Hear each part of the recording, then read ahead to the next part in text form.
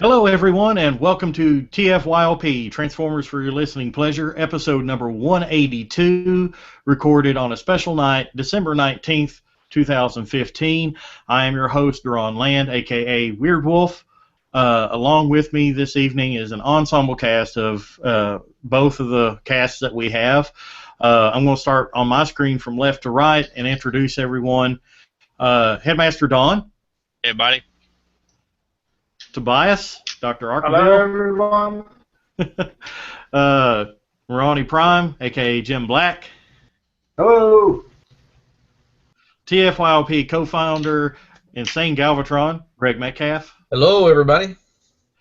From the future in Australia, Hang Yip Chan.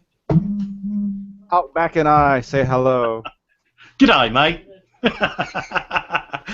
Hope I said that right. Yeah, pretty close. Also, Sideburn 2, Michael Swift. What's up, everybody? And Megamus, Brett Lovell. What's Welcome to the show. Now, Michael and Brett both are going to be kind of helping me. We got a huge cast tonight. A lot of stuff going on in this episode. Guys, this is like if we were wrestling, this is our WrestleMania.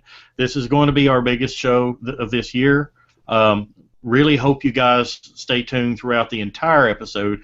I know a lot of people kind of tune in, check out from time to time, and if you're watching the show live, it's sure to be great and entertaining throughout. Please stay tuned throughout the whole show. There's lots of great surprises. And to kick it off, I'm going to show something and tell everybody, hey, this is a good reason to keep listening to the entire episode. Now, I know a lot of people are listening to this on the audio version, but hey, this is a live show. It's Christmas. We do things live. If you're listening live to this show, later on in this episode, you will have a chance to win a sealed Masterpiece G2 Bumblebee. Provided courtesy of Capture Prey, our sponsor. Great toys, great prices, great service, CapturePrey.com. And also our other sponsor, Mega Toy Fan. Maximize your collection while minimizing your costs with MegaToyFan.com. You can find Mega Toy Fan at the greatest conventions year-round, such as BotCon and TFCon, and also on Facebook at facebook.com/mega.toyfan. Now that we've talked about our sponsors and everything, and you got the heads up on a G2 Bumblebee giveaway masterpiece. I mean, it's a masterpiece, free. If you answer a question right later in this episode, spread the word. Share it across Facebook groups, Twitter. Follow us on Twitter at TFYLP because I'll be looking on Twitter and we'll be watching on Facebook, on our Facebook group. And it has to be in our Facebook group, not on one of the shared links. In our Facebook group or on our Twitter at TFYLP, and make sure you put at TFYLP and the answer whenever the question is asked. But tonight, this is a big show. We've got our Secret Santa. We've drawn names amongst the cast members, and we're all here. And we've sent our gifts out. We've all got our gifts in hand. Everybody hold up your gifts and say, yay! We got big gifts here. We're going to be opening up some things here on air. We're going to open up our gifts on air, talk a lot about them. I'm sure after we open them, we'll hold them up and fiddle with them. As a preface, there's going to be a lot of rumbling and rattling and clicking and stuff. We're going to mute it as much as possible. So as the people that are listening on the audio-only version, you're not just hearing a bunch of crackling and stuff in your ear all the time and clicking and clacking. But just be forewarned, there will be some of that, so we apologize ahead of time. And we're going to be talking about the best and worst of 2015 figures that were released, our staff picks, as well as a huge surprise at the end of the episode. So hopefully you guys will enjoy that, and we'll be talking a little bit about everything this year. Well, let's look at 2015 in review. This is our last live show of 2015. I'm going to try and put together a a hodgepodge episode to put up maybe next week. It all depends on the time that I have to do it. But we've had a lot of stuff go on TFYLP this year. I mean, what are some of the guests that we've had? We've had Pete. Yeah, Pete Sinclair from BotCon. Pete Sinclair came on. We got some interesting reveals off of that. Mm-hmm. Paul Whiting. Yes. Aaron Archer was this year, wasn't it? Who was? Aaron Archer. Aaron Archer. Yes, we had Aaron Archer back in June, I believe. Carl Hartman. Yeah, Carl Hartman. We've had Carl Hartman. Let's see here. Who else? Massey. Yes, Massey. We've had many Massey attacks this year. Duran, I seem to recall you interviewing somebody. Yes, I interviewed Buzz Dixon, G1 screenwriter, back at TF Expo in Wichita. That was a great time. And say hello to Phil Searle, who was also a guest, the founder of TF Expo. Great show. So next year, whenever TF Expo comes up, I encourage everybody to check out that little convention. It's a great show. Well run. Had a lot of fun there. Check it out. We've talked about a lot of things here on the show. A lot of great news. A lot of interesting pieces and bits of information. Anybody have any favorite moments that they might want to talk about? I know, it's just a big surprise. Probably that time that Massey attacked Dunn. Oh, And yeah, this don't forget Which about one? Which time? Yeah, this one time at band camp. Yeah. I liked it when we talked about was the Brave episode this year? That was last year, actually. That was last year. Okay, I couldn't remember because I really liked that, and I've gotten compliments online about the Brave episode. Yeah, now there's a number of episodes. I know our Paul Eiding episode back, it's been about 20, 30 episodes ago now. Gosh, it's hard to believe that it's been that long ago. Maybe not 30. I'd say about 20 episodes. But got a lot of great response from that episode. So fans, if you are wondering what we're talking about and everything, check out tftalk.net. That's our website. You can go on there and find a near complete list of every episode of TFYLP, and you can download them or view them regarding whichever episode it is. I know we didn't start YouTubing until about episode 40-something, I believe. But episode number 1 is actually lost in the annals of time, unfortunately. It's lost where? In the angle? What? Not in the annals of time, Greg. I know you're fixated on anuses, but yeah, no. Merry All Christmas, right. everybody. Yes. Ho, ho, ho. Well, it is the season of giving. Yes.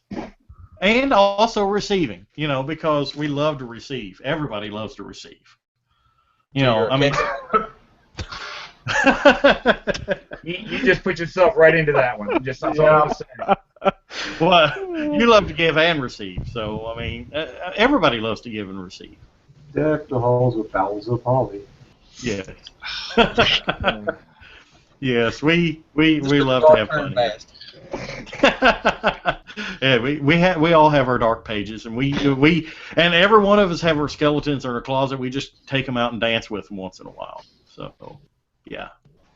All right, Brett, who was it that was going to go first? Let's start with our Secret Santa stuff. Yeah, we're going to do the Secret Santa stuff, and as Duran said, we basically picked each numbers, and the numbers were associated with cast members, and so we each got a Secret Santa.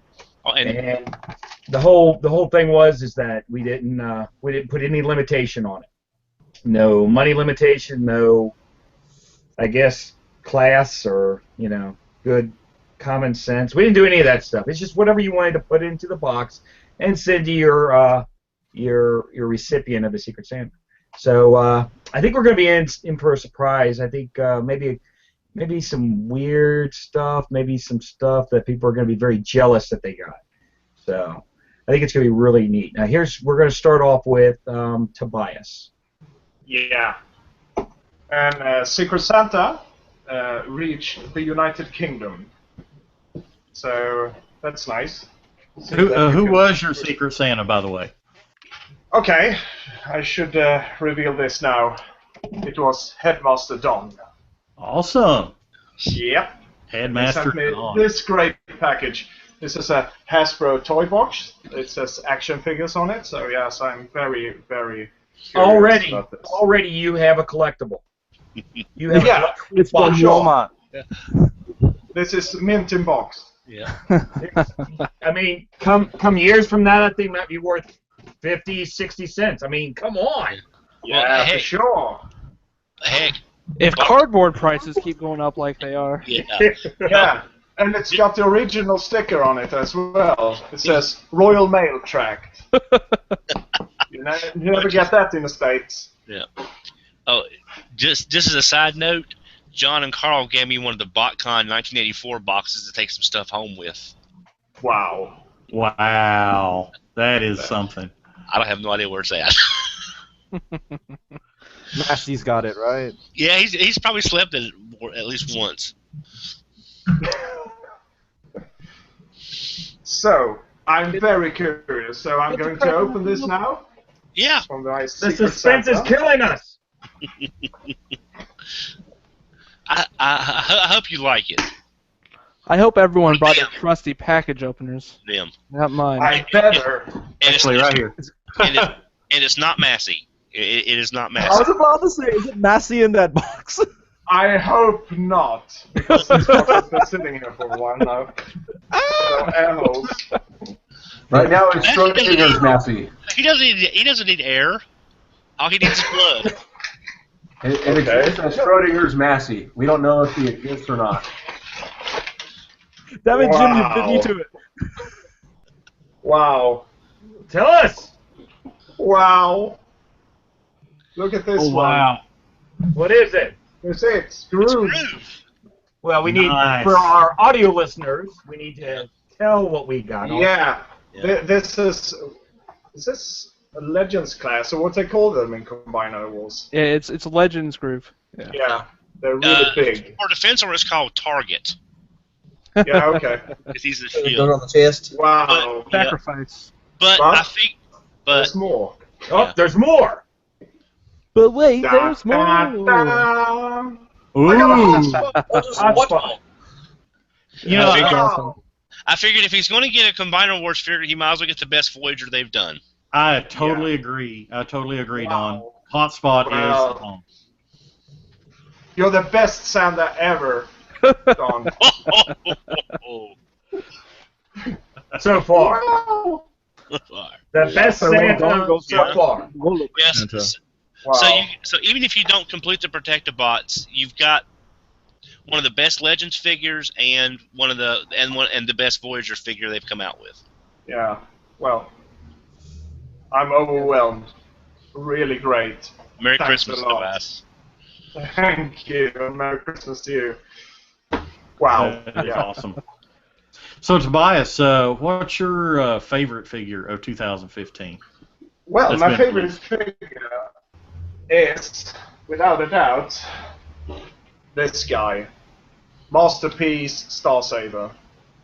It is Ooh. so great. And he comes with a sort of, two swords really. One smaller one and one big one for this guy in this form. And a really great shield as well, of course. And He was I he can was say released in what, January? yeah, I think release? so. It Yeah. was in the beginning of the year, so it still counts. Yeah. It's one of the greatest figures I ever bought for myself. Yeah. And I never owned a Star Saber myself, but I really wanted one, but they were like really pricey.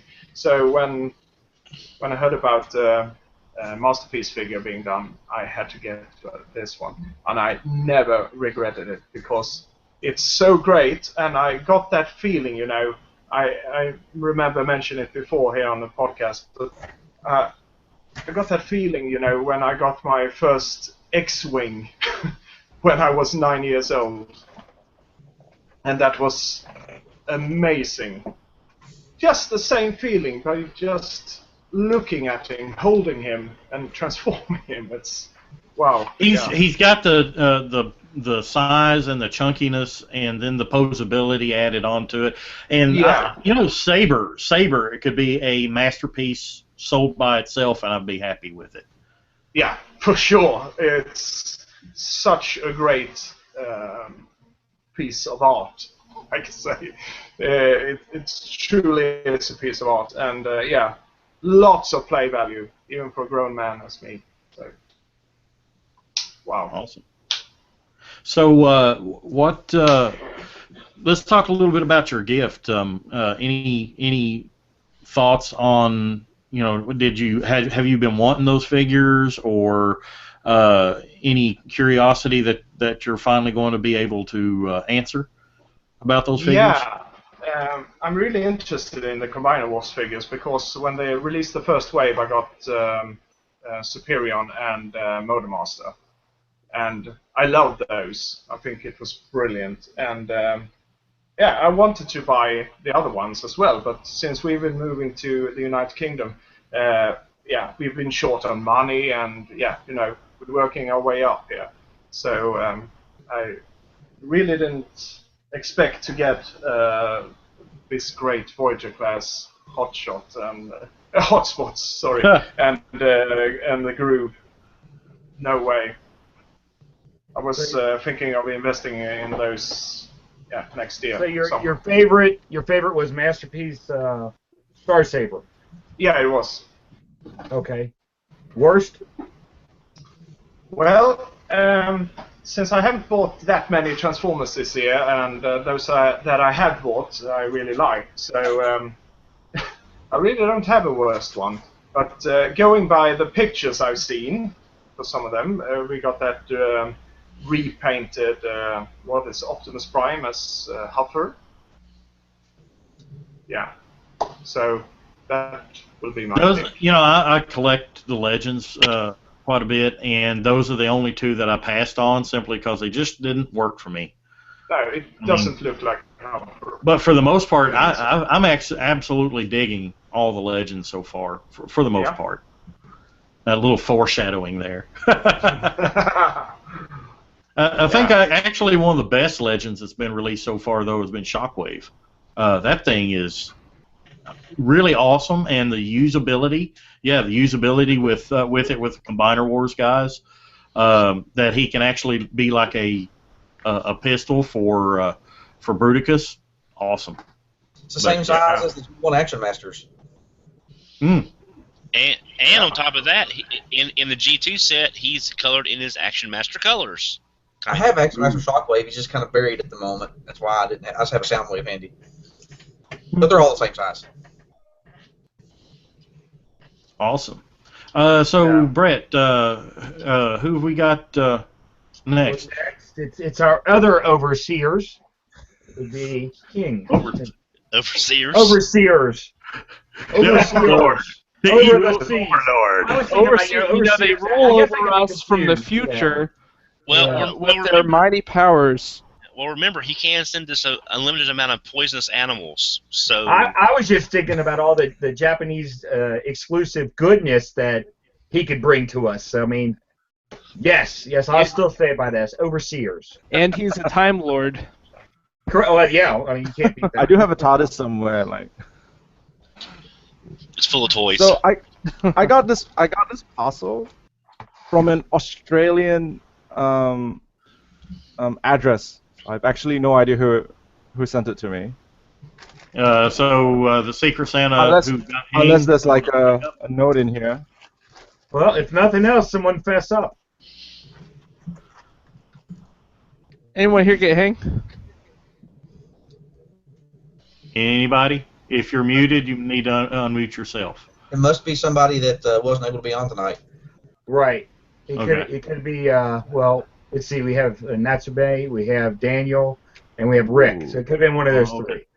Oh, Well, and I was listeners, actually going to wait until he had a chance to see if there might be some kind of thing inside or not, but yeah, that was me. Even though we said, stay up. That's okay. Go ahead. Stay over there again and just be quiet. You said fess up? I did say fess up. You didn't. What are you opening, Hank?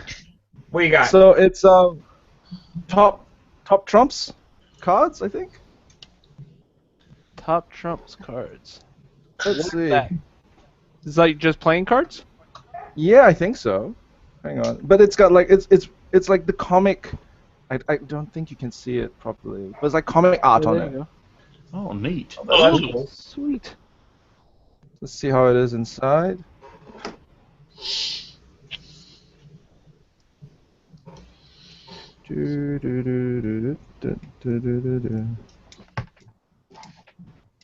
So while I'm opening this, should I talk about my favorite and most hated idea? You can. You can. So for me, I think my favorite figure of the year would be the Takara Legend release of Brainstorm, which was in January, so technically still part of this year. So I'm not off by too much.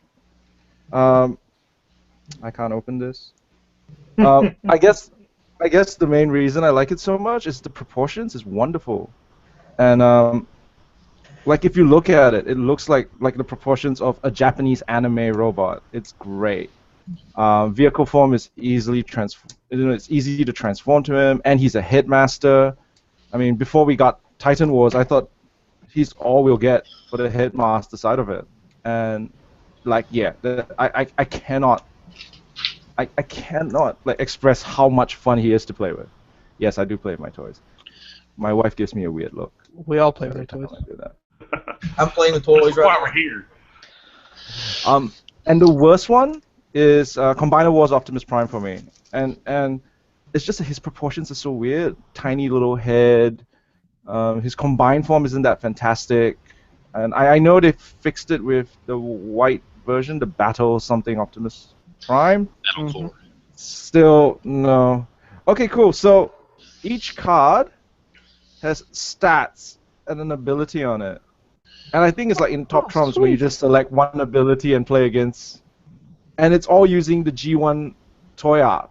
You can see it. Oh, I like that. Yeah. I've never heard of this before. No, I have not either. So I have no idea who got this for me, but thank you very much. It's really awesome. It was Jim. It was Jim Black. It was Jim.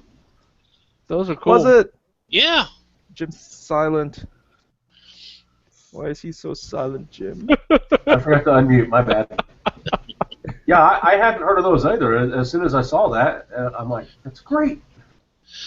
So Hank, And what how, was your sorry, least how favorite random again? is this top spin? Oh, that is. Yes.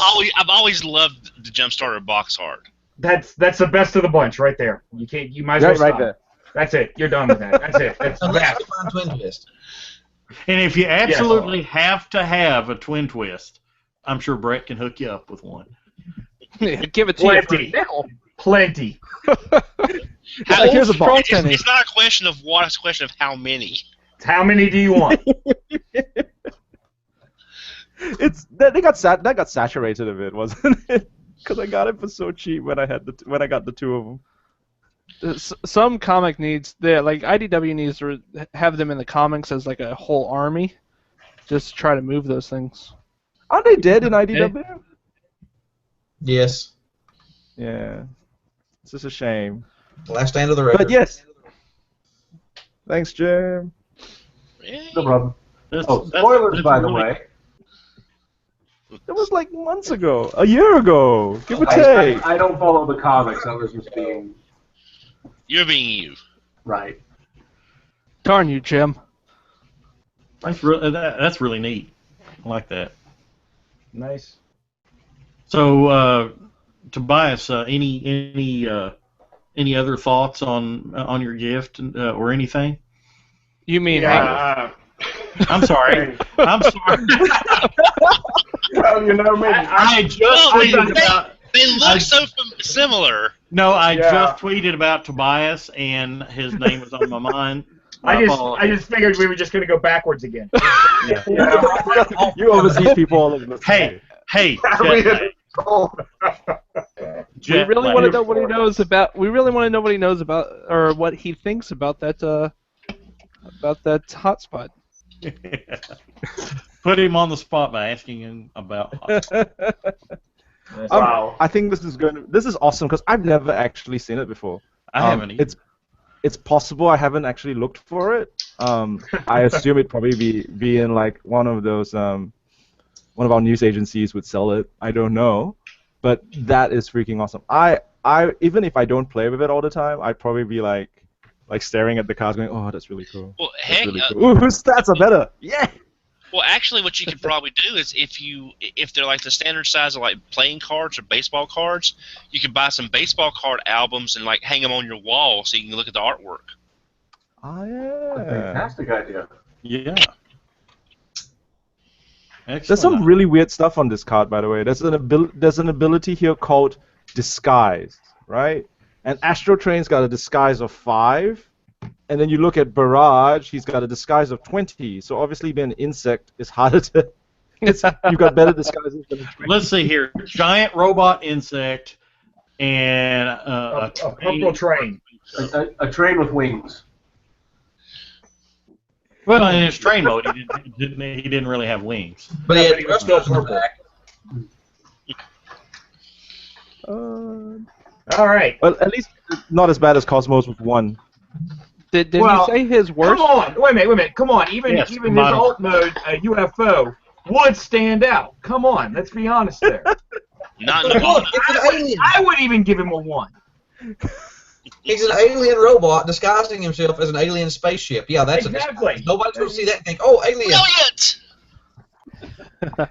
I'll just hang out over here at Area 51 and, be fine. I want to believe. Yeah.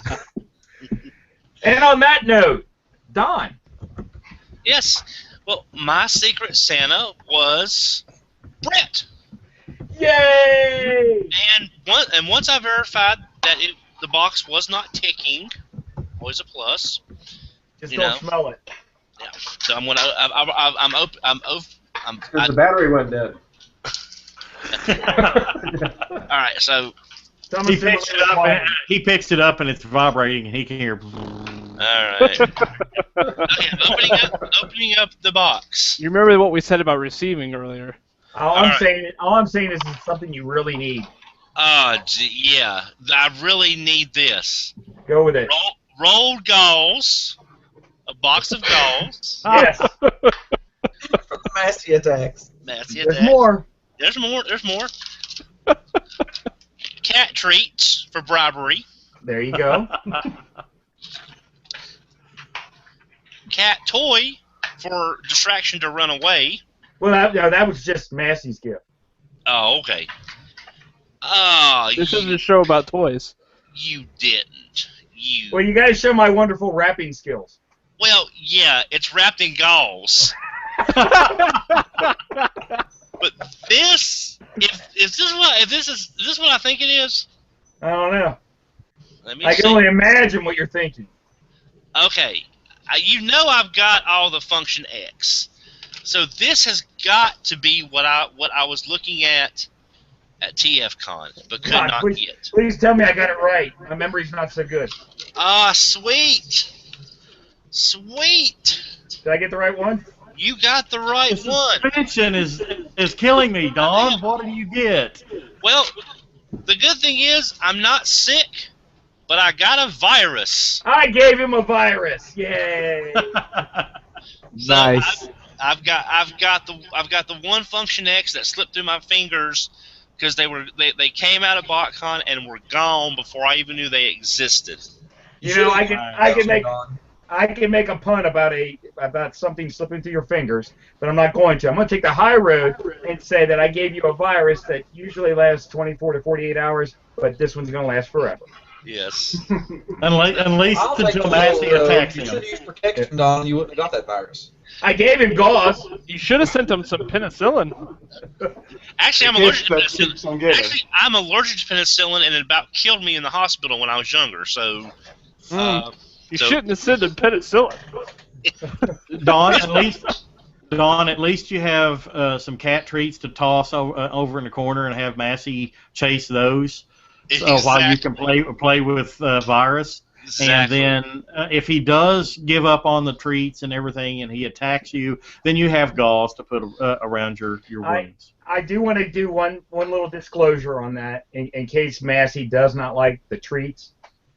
Coming from someone that has dogs, I've had dogs all my life and never had a cat, I just picked the first damn thing I saw. Well, they look like they're the higher grade than what I get him. Oh, I don't want to spoil him or anything. You bought him the deluxe. I wouldn't open those right now. That might literally the first Massey thing I walked over my cat, grab it. So, Don, what's your favorite thing about the gift? But why is that cat treat what you wanted, and why does it make you happy? Because It's not the cat treat. It's the cat toy. it keeps you from getting scratched. The cat toy's got to be your favorite. Well, the question is the cat toy for Dawn or is it for Massey? Is Virus for Massey and Dawn gets the cat toy? Could be. Could be. Massey would love a Virus. Brett, thank you very much. I appreciate. Yeah, so we can bop the head around and play with the little headmaster. Thank you, Brett. I appreciate that. You made my Function X collection a little more complete, so I appreciate that. My pleasure. My favorite for the year is not Generations RC. Holy crap! Breaking news. News flash here. News flash. Dawn does not like Generations RC. Oh no. Who are you and what happened to Dawn? Just remember. You heard it right here. Now, just remember, No, he makes this of his own free will. It had nothing to do with the fact that I gave him a virus. So, as a disclaimer, I think she's a great toy. She's not a toy of the year because there's nothing in here that we couldn't have gotten for Generations, Reveal the Shield, Universe. So she's a great toy, and I'm glad I have her. But my toy of the year, and I'm doing this as a group, Superion. Because even though the individual aerial bots may have some flaws, as a whole, Superion made you love the aerial bots. Which, think about that. The aerial bots being one of the best combiners we've ever gotten. The aerial bots, who are as plain and as simple. You said plain. I got it. I mean, A pun but see, from Dawn.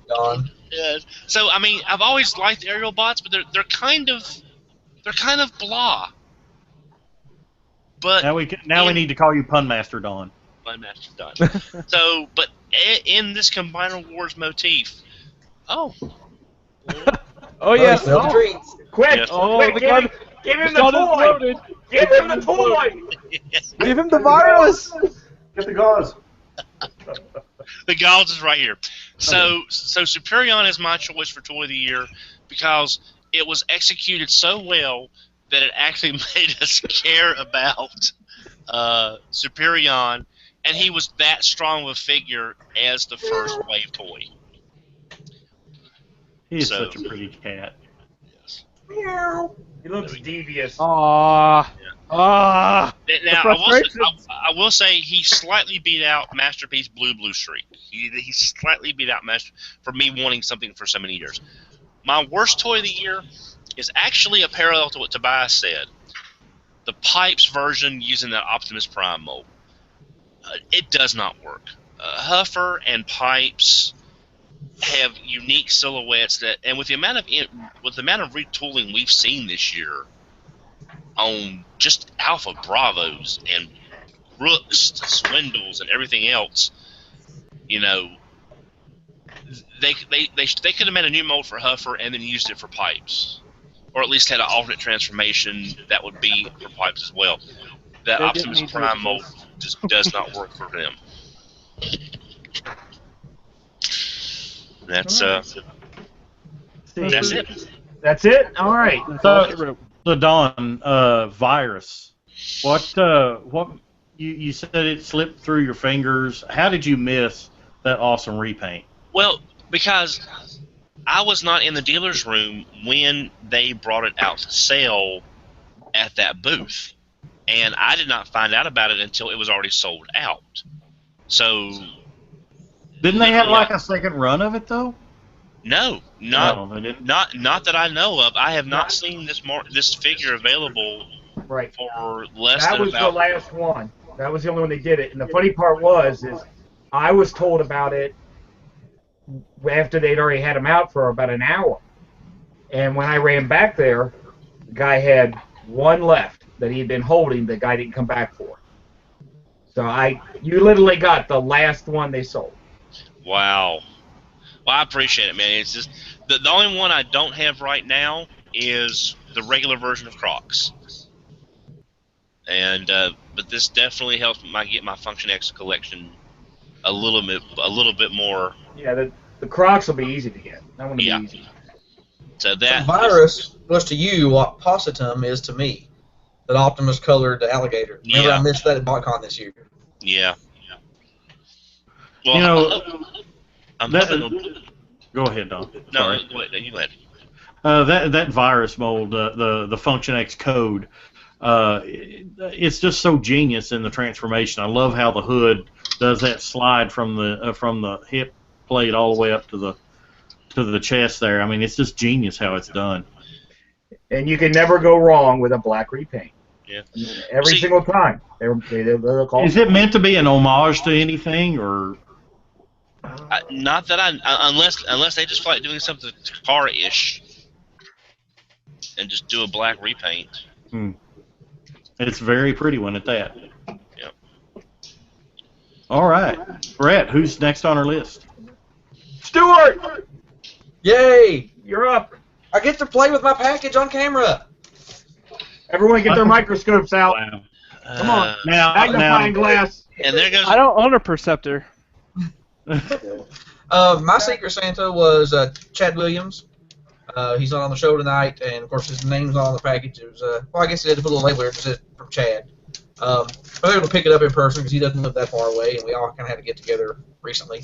So let's see what he got. Oh, and Merry Christmas, Chad. We'll be putting your video up on the public group very soon. I'm going to edit it down.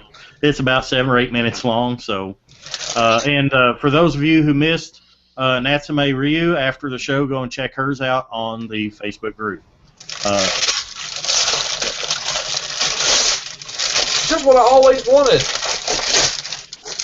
A priority mailbox. Yeah. Well, I gotta get my little filthy knife out here to cut some tape. I thought they had zip strips. Well, they got tape over top. Let's see. Oh. No, well, this side's kind of loose. Maybe I just pull it up. Just cut a little tape.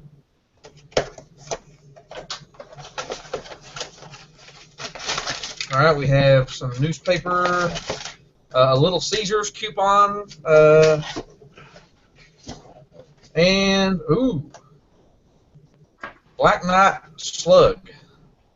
Ooh. This looks like a Takara exclusive, maybe. Yeah. Yes. Yeah, that's the Movie Advanced. I was really unaware that it existed, but that is awesome. Yeah, it's the advanced line.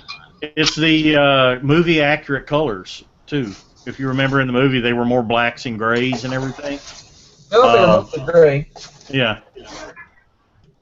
But that's the best of the Dinobots from the movie line. It is. I never owned this mold, so that's new. Cool. So yeah, got an exclusive car movie. Pretty great. That's a pretty great mold. And you've just gave him more screen time than he had in the movie itself. yes. Yes. And now off to eBay.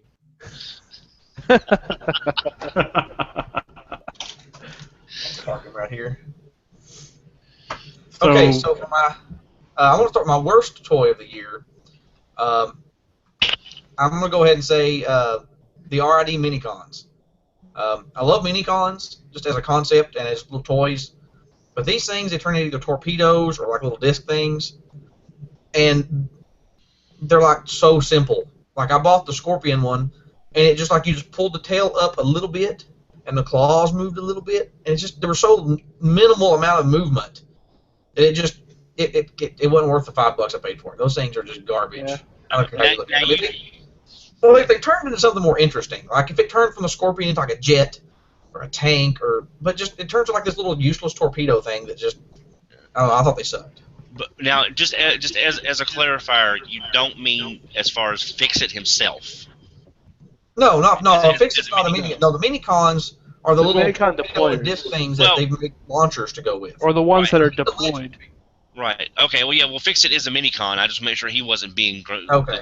I Yeah, just- on because the- Fix-It is on all the kinds of. Yeah, on the shelf, Fix It's like a Legends class. Oh, I got you. See, Yeah. I've almost bought some of those minicons because I really liked the Bot Shots line, and I thought maybe it would be something similar, but No, it's not. they're even less than that. Yeah, because the bot shots, at least they've got the spring-loaded gimmick where you just bump it and it pops open. Yeah. And these things, the little movement they have, if they had like a spring in there and a trigger where they would do it automatically, that would definitely bump them up to be cooler. But you've got to like move it yourself, and it moves so little, it's just I didn't care for them at all. Those are your least favorites? That was my least favorites.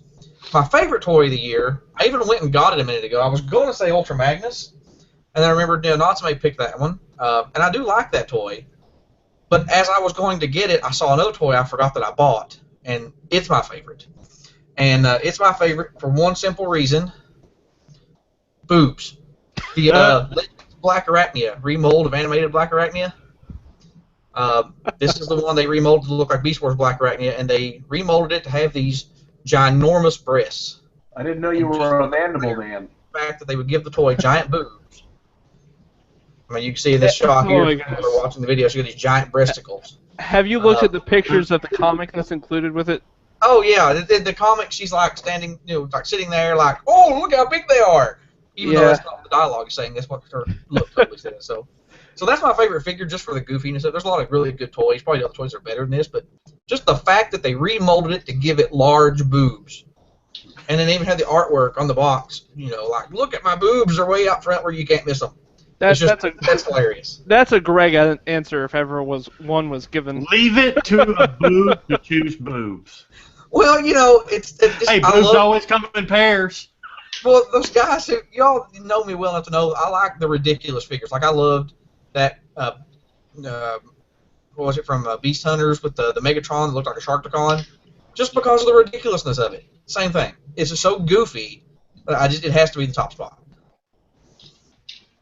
I think we can safely quote G1 Optimus. It's a booby trap that actually catches boobies. Yes, if that was the point, it caught this movie. He bought one.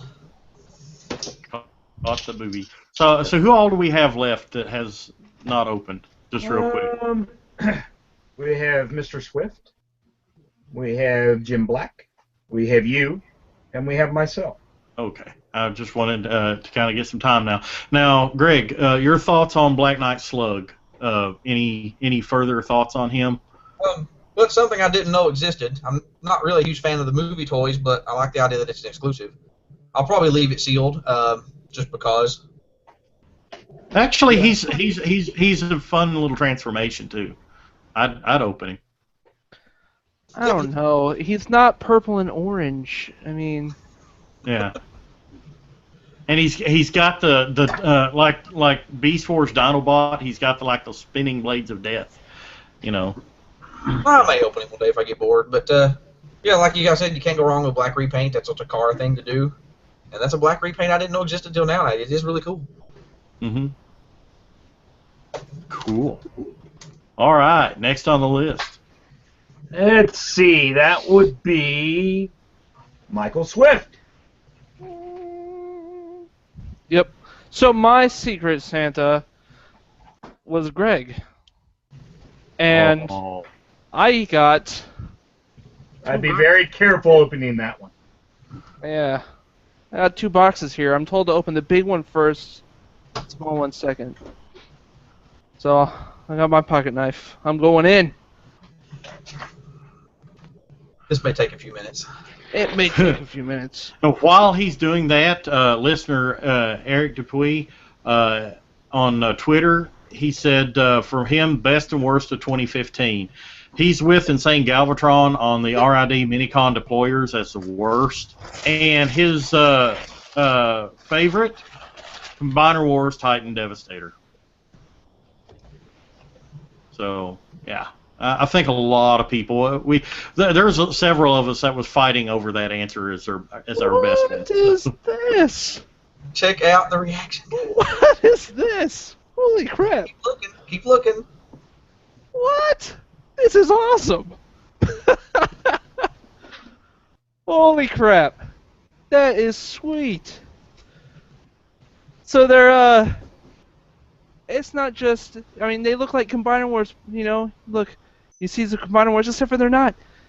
They've been customized. It's RID characters. This is sweet. Wow. That's why your gift was so Custom. there. You do not know how hard it is to do 5 customs in a month.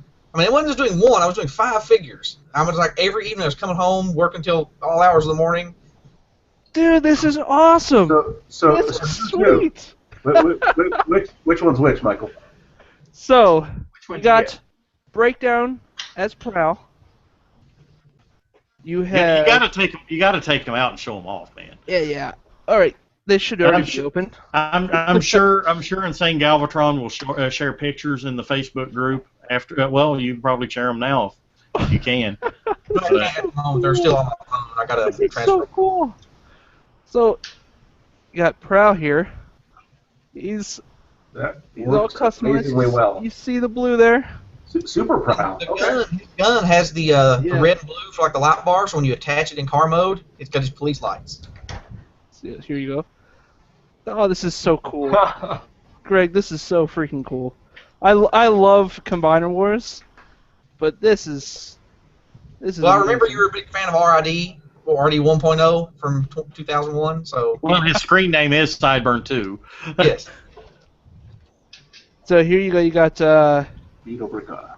you got Rook as Ultra Magnus.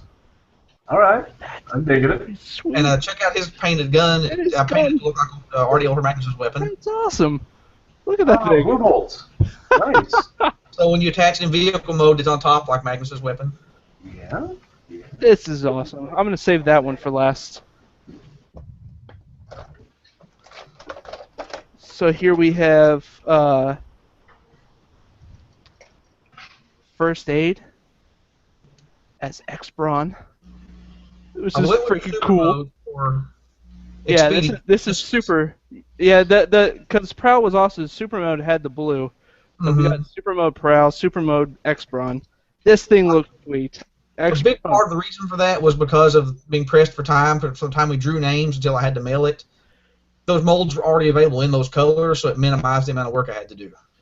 So I was able to do that quicker. This is awesome. Look at that. That's cool. Can you zoom? Can you hold the face up there? He's got the face plate and everything. Looks like. Oh yeah. Look at that. That was the Prowl, or no, the Ironhide head. I just sanded his face down to make the faceplate. That is cool. That is cool. I'm gonna open this one. I'm gonna save the best for last. Because in my mind, the best is gonna be. Look at that. Got Oh Optimus my Prime. God. That is lovely. Greg, you are reading my mind because this is the exact thing that I've said on RFC Sweet. to the guys that I wish they had done for BotCon. Sideburn, those can all be transformed. I tried to make them as durable as possible, but keep in mind they are customs. So move each part intentionally and carefully. I tried to make them as durable as possible, but paint shipping is always a potential problem. And they will combine. Yes. I have seen pictures of these I beforehand. don't know if you noticed, the other box, or in the that you got Optimus out of, there was a piece of like a paper towel wrapped up in the bottom. Yeah. That is an alternate. That's an alternate head, because I modified the Defensor head, but I didn't really think it looked Omega Prime-ish enough. So there's a secondary head in there. If you wanted to pop that one off, there's another one you can put on instead. So I'll show the heads. So here's the Defensor modified head. Okay. Can't really see it because the figure's in the way. And here's the alternate Is that head the included. super mode from? That's the super Oh, mode, wow. right? That's all the one was that. Yeah, the optimal Optimus head I think looks best in my opinion. But if you notice, it won't mount like it is, I'll go ahead and spoil the other box if they want to save time. The other box he got was from Shapeways. It's an adapter that will allow the Optimal Optimus head to fit. I had to have it shipped straight to you because I didn't have time for Shapeways to get it to me in time to mail it to you. All right, so last one. I saved the best for last because it's Sideburn. Yes. In its super mode color. He's Check got out the flame job. Yeah, flames. Speedo breaker, super. That is really cool. That is awesome, Greg. Very cool. Okay, so far, I think Sideburn has gotten the coolest gift. Hands down, that's got to be the coolest gift so far. You got to take lots of pictures and post them on the Facebook group for people to see. You got to brag about it. Yeah. You got to brag about it. I got so much stuff all over the place. All right. Oh. Well, before we go to Jim, I'm going to go ahead and remind Liz.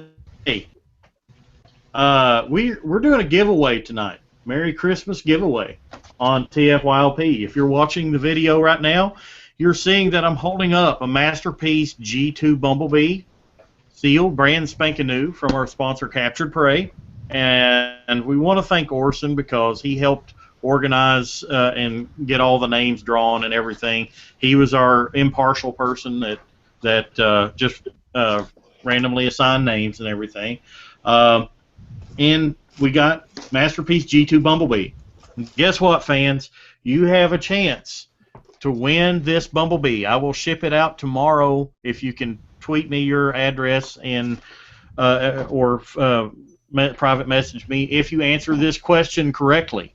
The first person to tweet at TFYLP and the correct answer, or post it in our Facebook group and it has to be in our Facebook group in the podcast or in this episode's thread, will win that Masterpiece G2 Bumblebee. Now, the caveat is you can't be associated with TFYLP as far as being a former cast member, a current cast member, sponsor, etc. And you cannot have been a previous winner of a giveaway for TFYLP to make it fair for everyone. All right, here's the question. And it may take some people time to guess it right, and you only get one guess right now. And if we don't have a correct answer by the end of the episode, we'll get it spit out there. I'm sure you might get the answer eventually.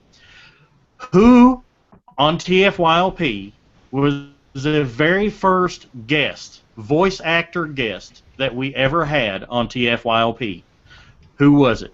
The first person that tweeted us at TFYLP with the correct answer or posted on our Facebook group will win a Masterpiece G2 Bumblebee, courtesy of Capture Prey and with a Merry Christmas from TFYLP. You're winning a masterpiece now, people. Who was our very first voice actor guest? Voice actor guest. We had guests before him, but who was our first voice actor guest on TFYLP? The winner will win a Masterpiece G2 Bumblebee. So let's get those answers. So Brett, who was next? Was it Jim? Well, Mike, did you give your favorite and your worst? That's right. So, we did not do that. In the excellent example of how to use a mold and how not to use a mold, mine is a double-edged sword. My best of this year, I'm giving that to Combiner Wars Megatron. That's the G1 version. Worst of this year, I'm giving it to Armada Megatron. Because while the G1 use of that mold is amazing, the Armada one is an absolute turd. Even though it's the same mold, just the changes in it and the colors. Poor use of a repaint. Yeah, Totally poor use. I still would have rather seen that second use as a G2 Megatron, to be honest. Yeah, that would work. I agree. Maybe. And we may get one down the road. Who knows? But yeah, so that's my worst and best. And as for my gift, I can't say anything about ever having a strong desire for this beyond seeing a Digibash once and saying that would be amazing. So this is just a pure unique gift right here. It's amazing. Thank you, Greg. Very good, buddy. You're welcome. Absolutely. A lot of time went into that. That's awesome. Well, I was thinking, Ron and I were talking about it the other day. If I had gotten anybody else's name, they probably would have just got a store-bought gift.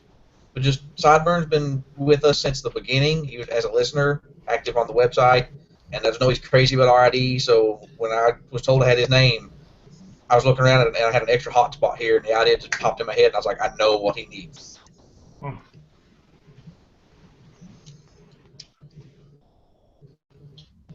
I appreciate it. It's awesome. All right. Darren, when we go ahead and knock you out of the way, why don't you go next? Who? As he is busy typing away. Oh, me? Yeah, why don't you go next? Okay. Well, give me just a second. Now, well, okay. Hold on. All right. Okay. I'm kind of got a million things going on right now. All right. My Secret Santa. It doesn't say on the package, but it was delivered to me in person from our sponsor, Capture Prey, Orson. He brought it to me in person, so it just says Secret Santa. And I love the kitty cats. You like the kitty cats, Don? When they're not attacking me, I love them. Kitty cats. All right. Well, let's see here. Let's open her up here. I don't know who my Secret Santa is, so we'll find out. Oh. It's from Paul. No. It is. Do we have a member called? No. My Secret Santa got me Unite Warrior Superion. Nice. Okay. Wow. All right. Okay. Unite Warrior Superion. Oh, man. I had this on pre-order from Orson, and it's just something I haven't picked. Well, there's a note in it. Well, that answers who my Secret Santa is. Huh? Our own Rick Alvarez, and go F yourself. Your hero, Rick Alvarez. Thank you, Rick. Thank you so much, and go F yourself too.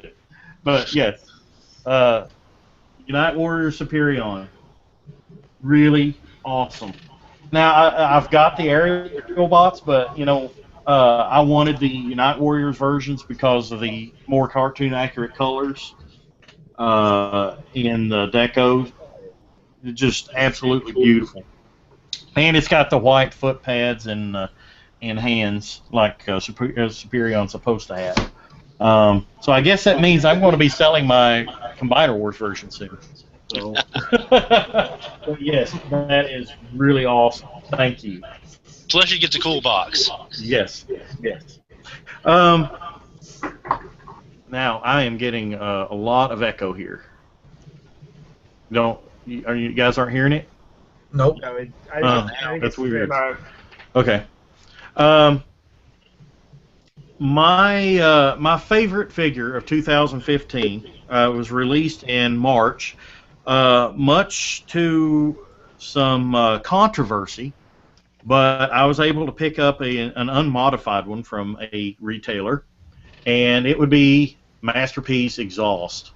Absolutely gorgeous colors, gorgeous deco, absolutely fantastic figure. I mean, yeah, we got Wheeljack last year, but honestly, I think this deco trumps Wheeljack's because I mean it's just color, beautiful color. Look at that shade of blue. When you transform that toy, are you so satisfied that you feel the need to smoke afterward? Pretty close to it. But that head sculpt just works for it. I mean the visor, and yeah, Yeah, it's beautiful. That's my favorite. Now, my least favorite, I actually got as a gift from Insane Galvatron. Was it last week or week before last? Well, I think it was last week. Yeah. Now, I got the 3 latest Combiner Wars Legends, Shockwave, or Chop Shop, and this guy, Combiner Wars Buzzsaw. Now, he is a great fiddle former. He's fun to mess with. But I have to say, he's kind of crappy aesthetically. I mean, I don't. It's kind of crap. Yeah, the bird mode's kind of crap, and the PDA, or phone or whatever it is. Yeah, it just kind of doesn't work. But he's fun to mess with.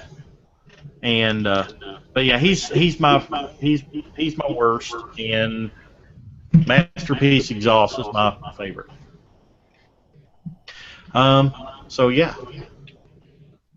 Good deal. Good deal. All right. Jim Black.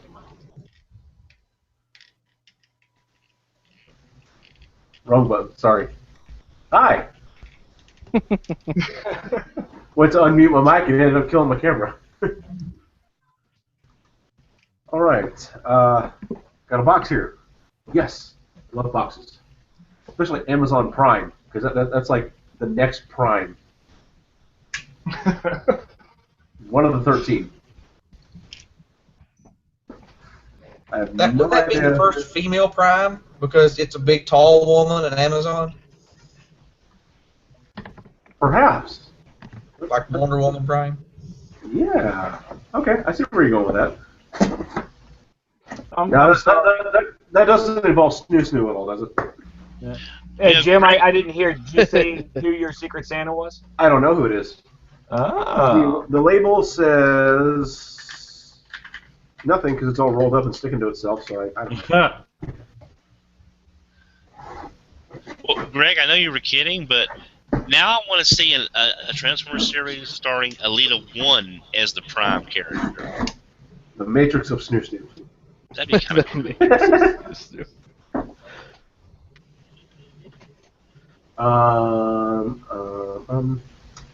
Oh. A gift for you. You didn't have a very big list to choose from. Hope you have a happy Secret Santa Day, TFYLP.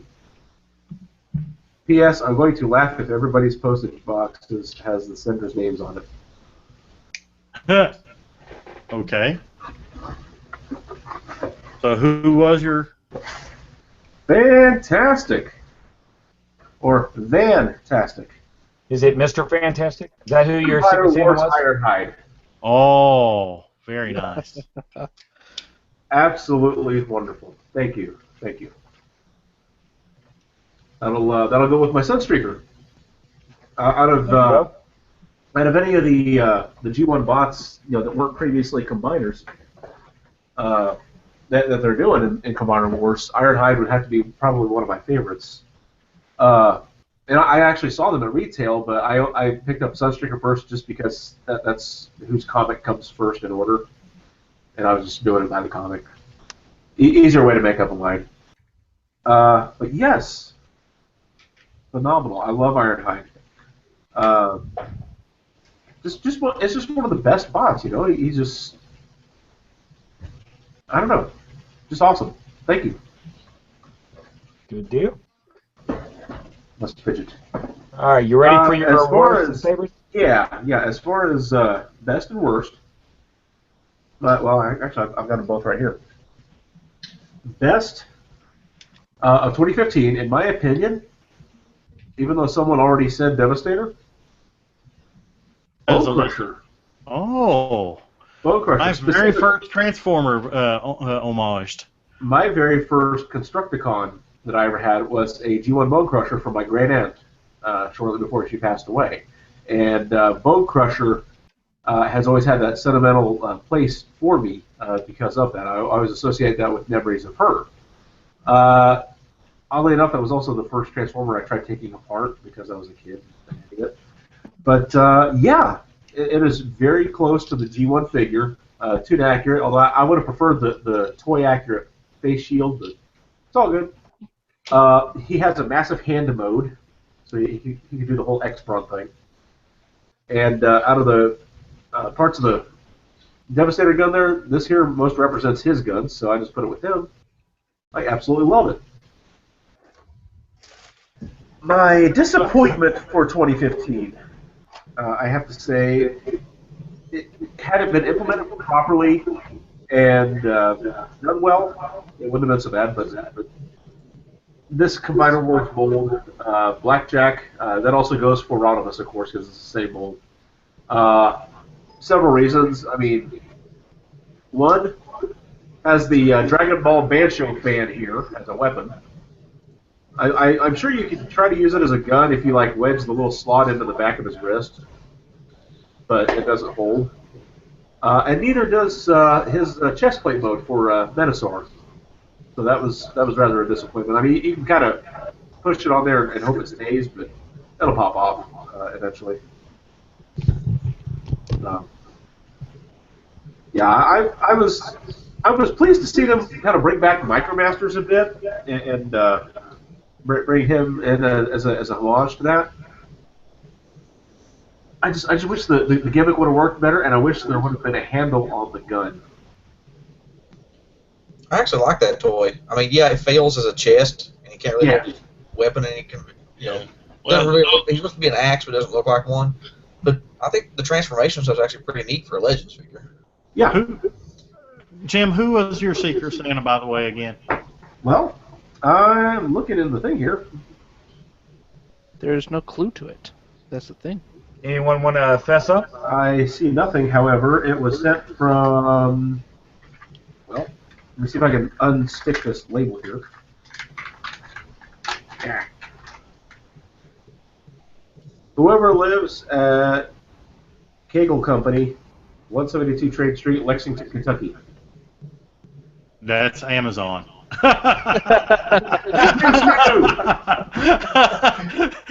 So that's Amazon. Here's new. Thank you, Amazon. I actually have been by that building a number of times, and I can say that's Amazon. Wait, wait, this Ironhide doesn't have a crushed pelvis, does it?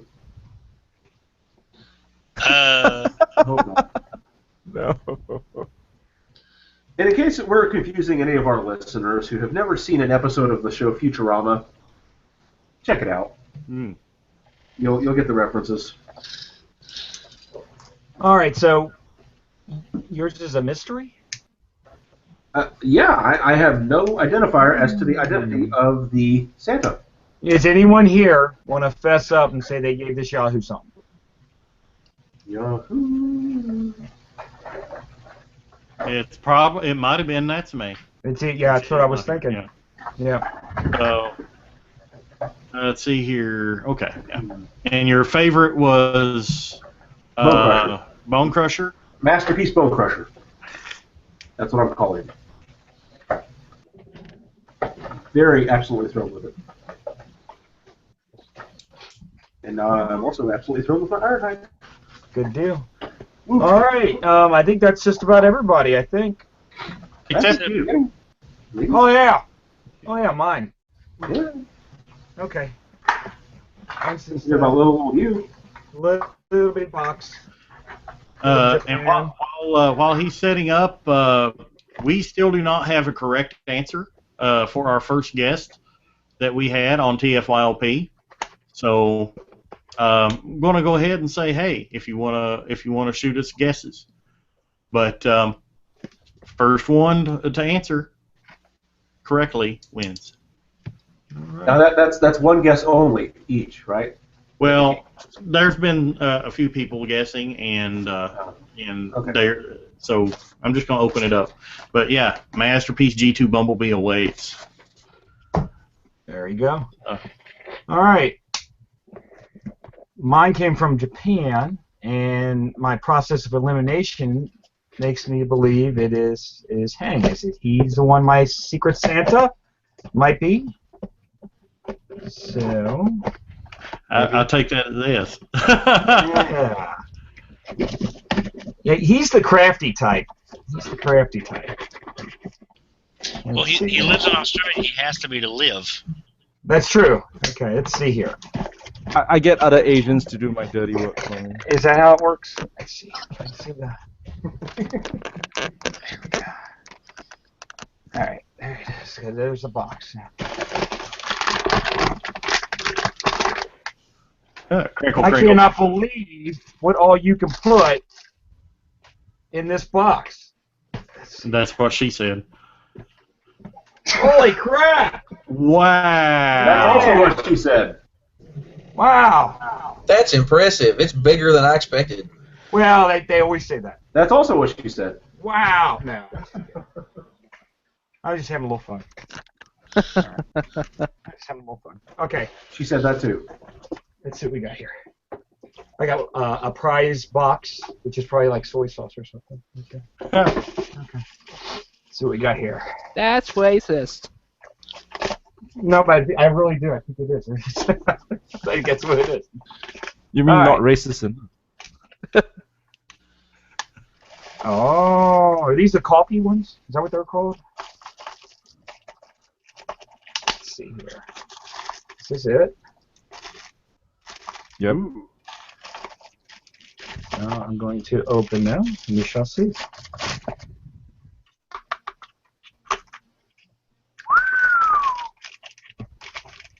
Now that you've blown everybody's eardrum.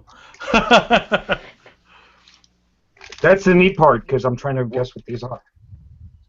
Are those were they? They're gold. So There's a set which is like shown on the packaging, but then these were like the chases. So it's like buying a whole bunch of figurines, but you get the chase ones. So the chase ones. So are these all are the gold. chase ones. Yeah. You have a gold Starscream. Trying to cut back for time here. Gold Megatron. So what are these now? That's what I thought, but I was afraid to say. And then a gold Prime. So it's like you know what gachapons are, right? Like the little balls you get from the machine. But this type are like they're sold in little boxes, so they're blind packed. So you have a whole group of the G1 characters, but there were three chases. So they're like the one in a box kind of figures. So there's an Optimus, a Starscream, and a Megatron. And that's why they're golden as well, because the others would be just regular colors. Nice. So that's what I like. Gold. I like gold. Gold. Yes. Thank you very much. I definitely wouldn't have been able to get these myself. That's for sure. Because I'm not about to go and try and buy I don't know how many one per pack and 3 packs. No, thank you. Yeah. So I appreciate that very much. Alrighty. Now, this is where it's going to get fun because my favorite, I don't know if everyone's going to agree with me because I picked Masterpiece Starscream. Ooh. And it wasn't because it came with the coronation kit, but it's actually just because it was, to me, it was the more accurate. And of course, it didn't have the hip kibble that the predecessor had. Now this is the U.S. version? This is the U.S., the Hasbro version that came out this year. I didn't think it came with the cape and crown, did it? I thought It that was did only not. Takara. The Takara one came with it, but Hasbro did not. Oh, that's right. This one is the Takara one. I stand corrected. And that's not a 2015 figure because it came out last year, I think. Did that one come out last year? I kept asking you guys. Maybe- The only maybe thing I'll- I have. Well, because you said Hasbro Starscream. Masterpiece. Hasbro Starscream did come out this year. Well, it Yes. looks like that one. There we go. Now, this is the one that came with the coronation kit, so I guess that would be Last year. the Takara one. Yeah. Well, your answer can still be the U.S. version, just no cape and crown. Yeah, but I don't have that one yet, so I wouldn't know. It's the same toy, just no That's cape and true. crown. That's true.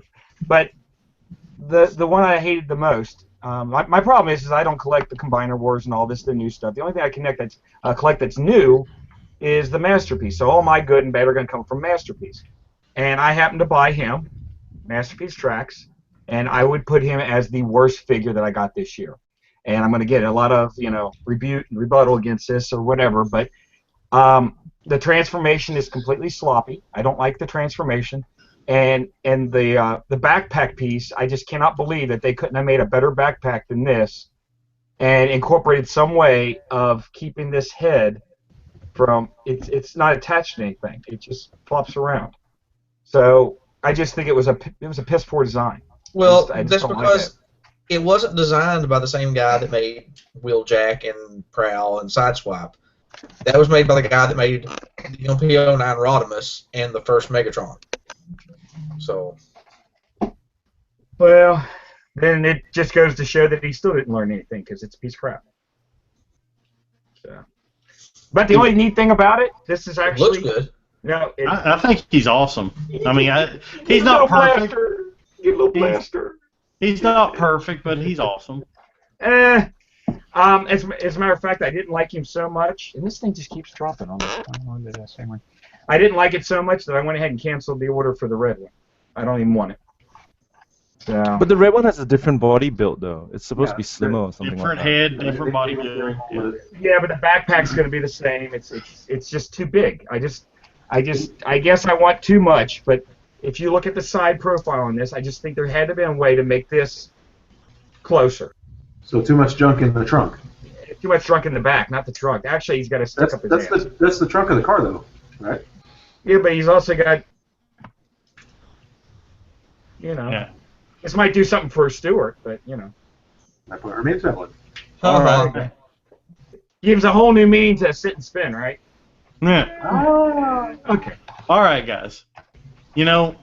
We've had some great stuff going on here and everything.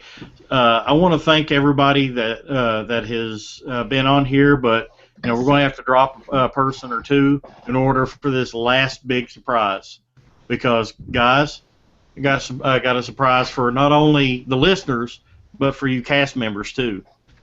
Was it Tobias? Was you going to have to hop off or? Yeah. All right. I can drop Man, off. Merry Christmas, and we'll see you next year.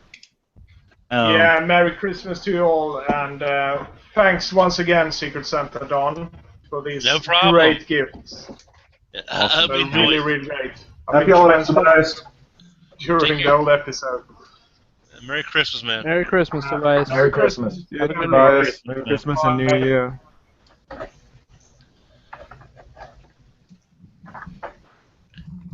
But guys, I want to introduce you guys. I am sending a link to someone right now. We've always had some really cool surprises here on TFYLP, and this is one I hope fans will enjoy.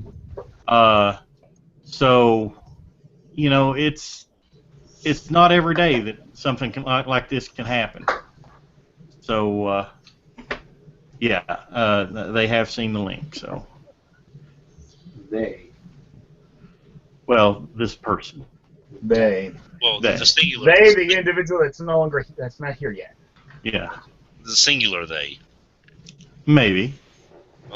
Oh. But guys, this is a big surprise, and it's and something that we've never done, LP, until now, and hopefully they're not having any issue. If it's Cullen or Welker, I'm going to have to go change my shorts. Well, while Jim goes and changes his shorts. Yeah. I'll do it here on the camera. Oh, please don't. That would scare people. That would Yeah, scare you people. already then get we- the package of your. then we I just go thought we were back to supposed the to open microscope our center. packages. Once again, we'd have to go back to the microscope, the receptor, and all those other jokes. Just pick one. It's okay. Well, see, now we can just use Tesla since he's out as well. So if you don't have Perceptor, you can use Tesla. I'd be okay with Tesla. Maybe we could use some Edison's medicine. Okay, Duran, I'm getting a little I'm antsy? I'm beginning to think that Google is playing a little problem here, and I kind of hope so. Hope not, but I love the build-up, but yeah, and believe me, it is worth the build-up. So It is worth why it. don't we start? You guys opening your gifts? Well, yeah. I mean, anything else you want to talk about your gifts? I tell while we're you what waiting? I'd like to see. In all honesty, I want to see that thing combined. Oh, I'm working on it. That I want to see. The use of the that was an optimal Optimus head, wasn't it? It was The ultimate one. That looks Yeah. that looks phenomenal. I can't wait to to have see that. have to have a screwdriver to take the head apart to put the little adapter piece in. Yeah. Right now, I'm trying to get them all posed. I'm getting some pictures. I'm gonna put them on the Facebook page to show. Because that fire convoy. Sorry, that fire convoy looks like somebody posted a picture a while back about like modifying a hotspot to look like that, Yeah. and that looks really similar to that photo. You're the one that sent me the link to that and said, "Hey, take a look at this." He can pull the over the Oh, shoulder that's right. ladder. I did it just to like. Look at this, guys. Oh yeah. Over the shoulder ladder. I know I had posted some digibashes of those molds and those colors a while back in the TFYLP public group. Oh, this is so cool. Yeah, I'm over here. I'm transforming them gently. As And to not- But I was really excited whenever you showed me preliminary pictures of these. yeah. They are just fantastic. He was getting work in progress pictures as I was going. Well, the good news is if you do need a little bit of a touch-up, I'm sure he'll do that. Yeah, you're coming up to BotCon. It's an hour away from my house. You can bring them up with you, and I could bring them home, touch them up. Yep. But seriously, Greg, you literally were reading my mind because I had the exact same conversation in the RFC pre-show about with next year being the RID anniversary. Ladies and gentlemen, I would like to. I believe he's in here now. I am. I would like to introduce you to Mr. Richard Newman, the voice of Beast Wars Rhinox. Welcome to TFYLP. Well, thank you. It's lovely to be here. Richard, I would like to say I'm a little starstruck. And all the time watching Beast Wars, I think Rhinox was always my favorite character. Yes. And I think a big part of that was your delivery. He felt like the father figure type, to the other Maximals, and that just, for some reason, made that character really stand out to me as my favorite. I think it's because I was so much older than the rest of the guys in the room. That may be why. I don't know. Oh my! This is great because Hey, Don, you got Yes. something in common. Yeah. well, I mean, perhaps, but I believe our esteemed guest is a little more worthy of the praise as far as for all he's done through Beast Wars, because he got some of the best lines like "I'm in a bad mood, understand?" Just some great moments from Beast Well, Wars. and that, of course, as you so rightly point out, it was the writing, which was stellar for the Beast Wars, that whole series, and Sue Blue's direction was stellar. I mean, just so made things so much easier, and it was a great room full of guys and gals, really nice bunch of actors, great folks to work with. So, the whole experience was just awfully pleasant. How was it working with Scott McNeil? Always a giggle. Scotty is one of my favorite people in the world. He's just so incredibly talented, and he's really kind of, in his way, kind of very self-effacing. He just kind of shows up, does the work, and does it so well. And he's a giggle. He's just great energy in the room. He's just one of the nicest guys in the world. Oh. The only thing is about Scott is that it's pretty well habit in Vancouver now that nobody wants to audition after Scott. Nobody wants to be scheduled to audition after Scott because you're going to be waiting for 2 hours while Scott is auditioning. And the first 45 minutes, he's just riffing. He's just getting folks warmed up, right? So yeah, everybody wants to audition before Scott gets there. Nice. Ladies and gentlemen, I'd also like to introduce you to Mr. Paul Eiting. Welcome back to TFYLP. Hey, how you guys doing? Oh, doing very well. Wow. What? This is awesome. Pulling out all the God's stock. runner here, yes. Oh, So now we I have am just- Rhinox and Perceptor, G1 and Beast Wars on the same show. oh, Doron, this is absolutely just awesome because I unfortunately missed Mr. Newman's panel at TFCon. I had some friends in town only for one day, and they actually had to drive back. They drove from Tennessee down for about a couple hours and had to drive back. So our time was real limited, but this is just awesome. And Mr. Riding, I've caught you at BotCon before, and it's just I love the stories you tell about the G1 room, about the Chris Latta, because everyone has a different Chris Latta story. And, Everybody has a Chris Latta story. Yeah, and eventually, if I keep going to BotCons, I'll hear all the stories. It may take me another 20 BotCons, but I want to hear all of them. We make them all up. None of them are true. So, Mr. Newman, have you and Paul worked together before at all, or? We haven't met, and it's wonderful to be meeting him now, even from this great distance. Indeed. Hello, hello. Hello, how are you? I'm good. All is well. Excellent. So, with the Beast Wars cast and the Generation 1 cast, it's been well documented that you worked as groups. You got into one room to record episodes. Is that correct? Mm-hmm. Now, is there anything that you two think that you would agree on that was the best aspect of working that way? Is there?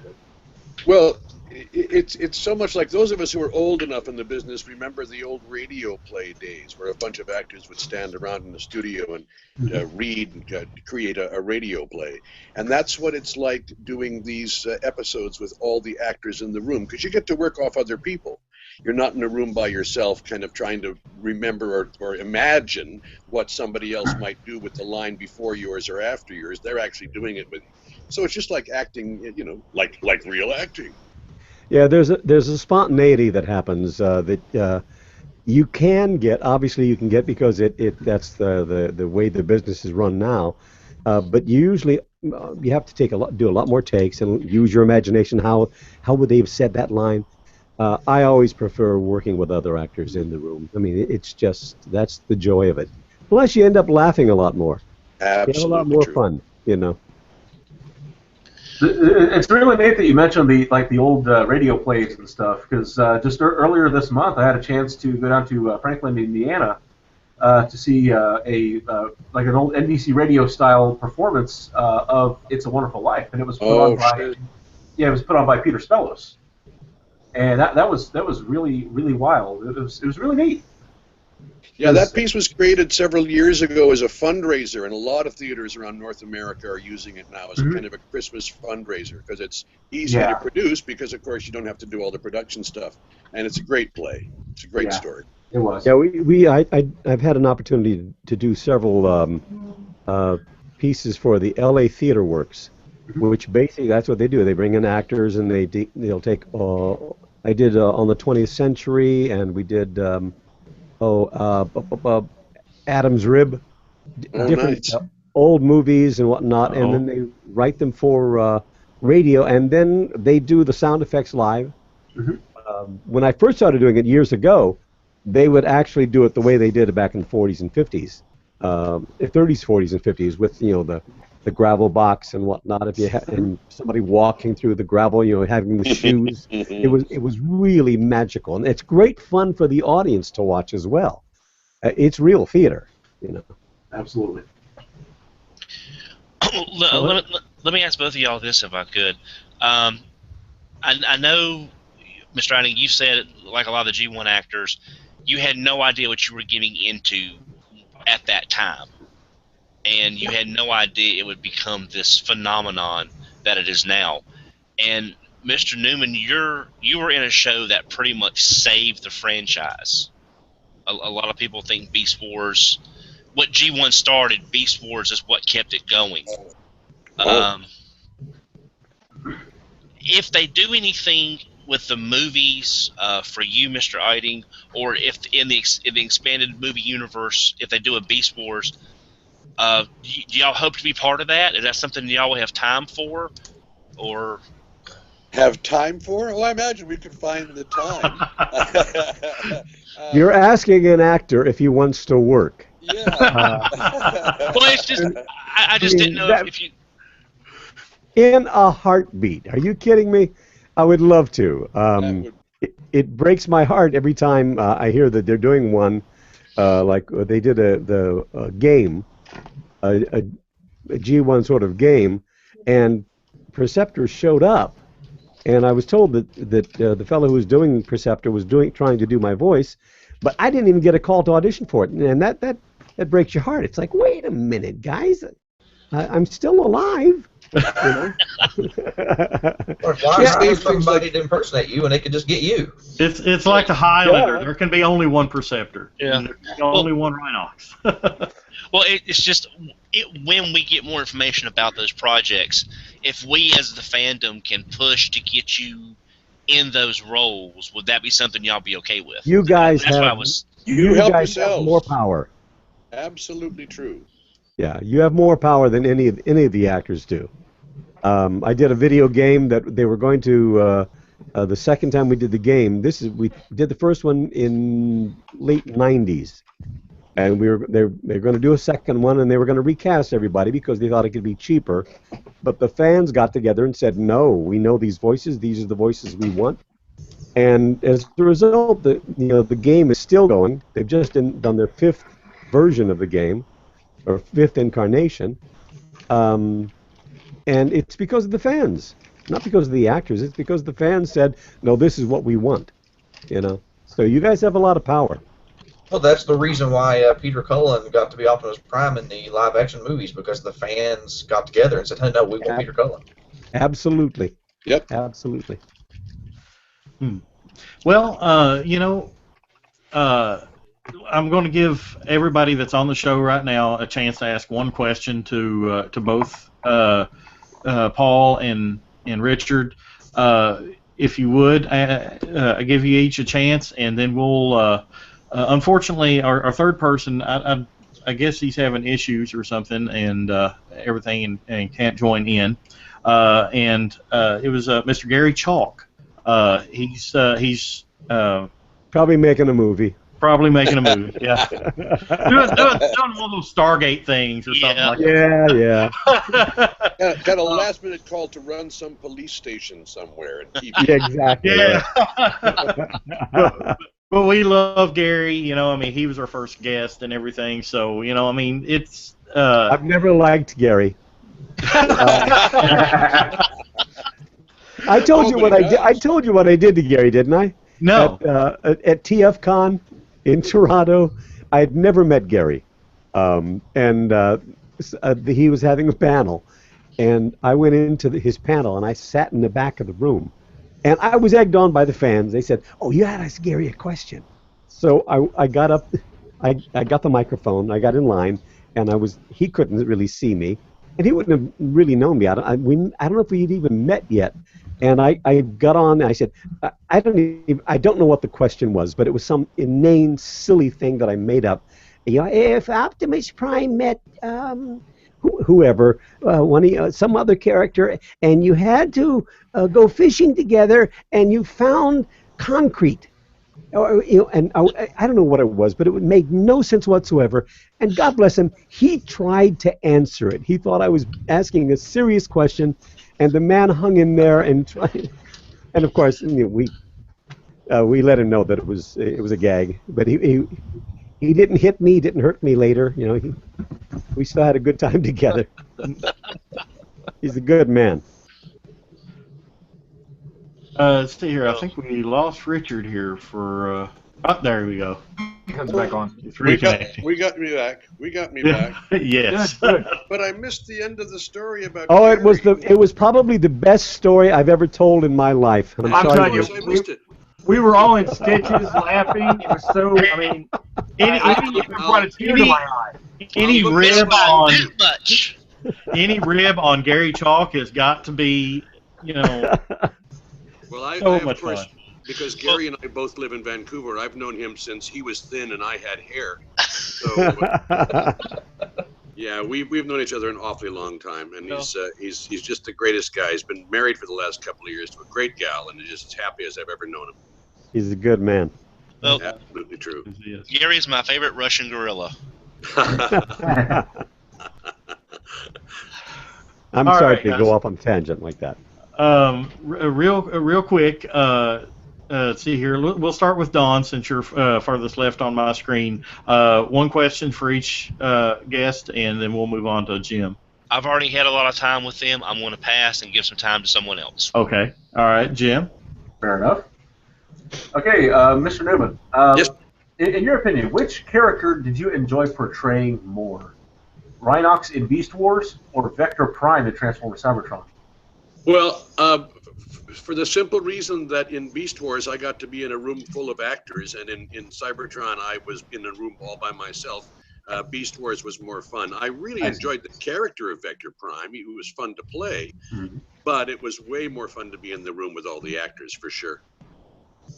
And on that Rhinox point, how did the recording session for the farting episode go? What was it like in the room? Well, the fact is that that was all done. The sound effects, of course, were all done in post, so we just left room for them. But yes, it was probably my very favorite episode because we were all pretty corpsed by the time. I think we lost weight laughing so hard during that episode. So silent but deadly. Silent but deadly indeed. Nice. So you're not a method actor then? No, well, not to that degree. No. I would have to imagine Scott was something during that episode. Dear. Probably we're all too young to probably hear that story. I do recall Gary Chalk telling us a story that he used to gas the room and someone would have to spray something during the episode. It's quite true. It's quite true, and he was very proud of himself for some reason. I never quite understood that. Usually people hide from that kind of thing, but no, he'd claim it right away. What you're saying is he was loud and proud. Yes, indeed. Wow. See, that's what he gets for not being here. That's it. Yeah. He can deny all he wants after. So, Jim, do you have one more question? Yes, and excuse me, Mr. Eiding. Yes, sir. I wanted to follow up with you regarding a question that I posed to you last time you were a guest on our show. Is there anything that you had ever wanted to ask of the fans? Anything you ever wanted to know? Of the fans? Yes. Wow. Wow. Oh, that's right. That's such a darn good question. It's like, but I would have asked, why do you like the show so much, or why has this talked to you? But everyone has a different reason. After doing conventions and getting a chance to really hang out and talk with folks, everybody has a different reason. Whether it be personal, with family sort of thing, something hit them. Yeah, how about you guys? Why did this show do it for you? Why are you still Transformers fans? So, and It I'm asking reminds you. me of a happier time. I've told this story many, many times. I was a very sick little boy, and I wasn't able to run and play with the other kids. Yeah. And watching the television show, playing with the toys, gave my mind and heart something to latch onto that was positive. Yeah. And in today's world, we have real life jobs, some of them very difficult and very stressful. And I come back to Transformers because it reminds me of a time when I didn't worry about anything, and I had something positive to look back on. And I was actually an adult by the time Beast Wars aired, but I saw the show later and grew to have an enormous appreciation for it as well. Yeah. And I have to say the episodes that kind of harkened back where I think it was The Agenda and a couple other episodes that where they come across the Autobots on the Ark and the Decepticons and a tear come to my eye. You know, seeing the characters that I grew up with interact with characters now, and it just and the fact that Ravage, an upgraded Ravage, right before his death, holds his fist up high and says "Decepticon forever," and the nerd in me and the little boy in me just squealed with joy, and what's not to love about Transformers? I mean, great characters, giant robots from outer space. Hey, yeah, how can you lose? Yeah. Well, I think that's probably a similar story we'll all share. I mean, it's just as a kid, you know, I mean, we could all give our sob stories. I mean, obviously I wasn't as sick as Duran, almost died, but, you know, I had my own struggles as a kid, and I think a lot of us probably did. And Transformers was that 1:30 minutes every day when I got home where I had just some pure joy and enjoyment. You know, I could get lost in that story. I don't know why it stuck more than other shows. I guess just the concept of robots that could turn into cars and trucks really appealed to me for some reason. And just that escape from worry and stress and school and bullies and whatever else is going on, that makes a mark in our heart. So now even as adults, we have different stresses, different things going on, so it's still an escape. I've got the light off, so you can't really see because it's kind of a mess. I'm still in the process of sorting it all. But I've got a whole room here, my man cave. The walls are lined with Transformers. You know, I can come in here and play with.